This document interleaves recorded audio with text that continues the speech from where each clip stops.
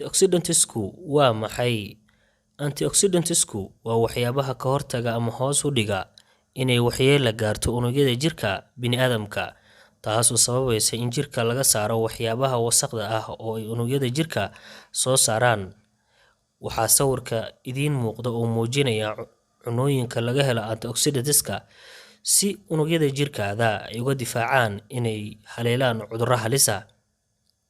Haddii aan la saarin wasakhda ama si sax ah hannaankii jirka u shaqayn waayo, waxaa dhalanaya waxa loogu yeero oxidative stress.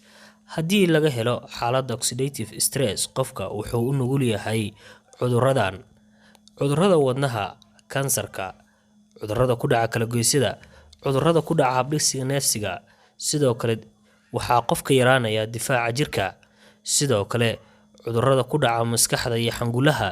Sidoo kale, waxaa isxiraya kiishashka hawada geeya sambabada.